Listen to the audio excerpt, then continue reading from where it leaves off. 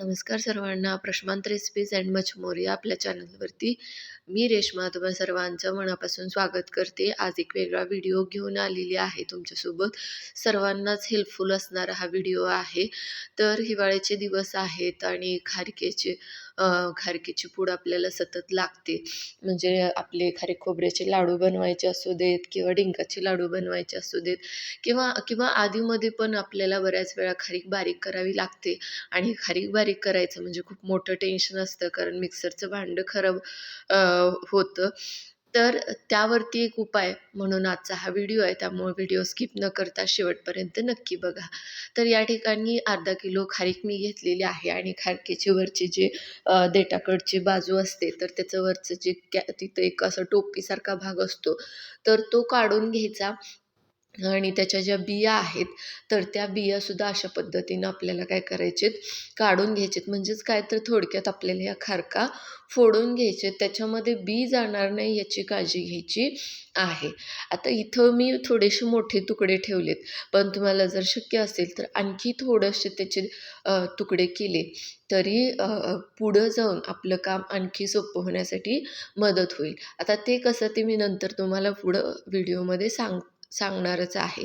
तर अशा पद्धतीनं सगळ्या खारका मी काय करते की फोडून घेते. म्हणजे वरचा जो देठाकडचा भाग आहे तो काढून घ्यायचा आणि त्याचबरोबर त्याच्या बियासुद्धा बाजूला काढून घ्यायच्या आहेत.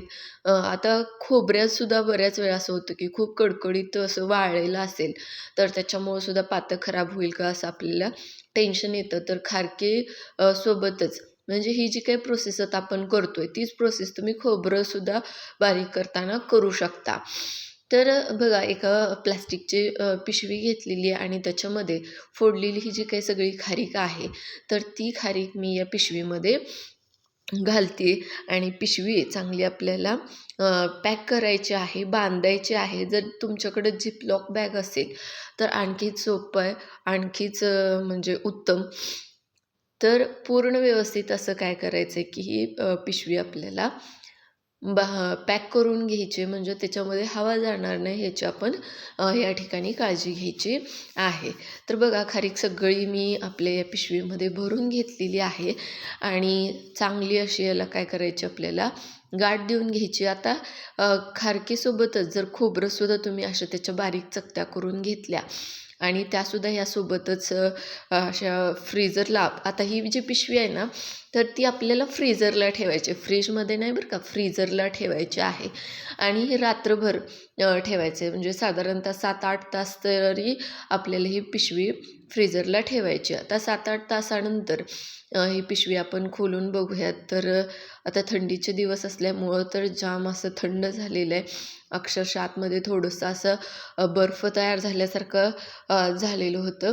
तर थोडंसं आता मी काय करते, हे थोडंच खारीक घेते. मगाशी सांगितल्याप्रमाणे मी ही चूक केली काय, की खूप मोठे मोठे तुकडे ठेवले. त्याच्यामुळं काय झालं की मला ते बारीक करायला वेळ गेला. त्यामुळं जेव्हा आपण खारीक फोडतोय ना, तर त्यावेळेसच थोडेसे त्याचे तुकडे आणखी बारीक होतील याची काळजी घ्या, म्हणजे मिक्सरमधून फिरवताना ते जास्त वेळ लागणार नाही. तर अशा पद्धतीनं अगदी 10 ते 15 मिनटामध्ये आपली खारीक पावडर बनवून तयार होते. आता खारीक पावडर बनवायचं टेन्शन राहणार नाही, मिक्सरचं पातं खराब होणार नाही. आणि आजचा हा व्हिडिओ तुम्हाला कसा वाटला हे मला कमेंट बॉक्समध्ये सांगायला विसरू नका. नंतर भेटूयात पुढच्या व्हिडिओमध्ये. तोपर्यंत धन्यवाद.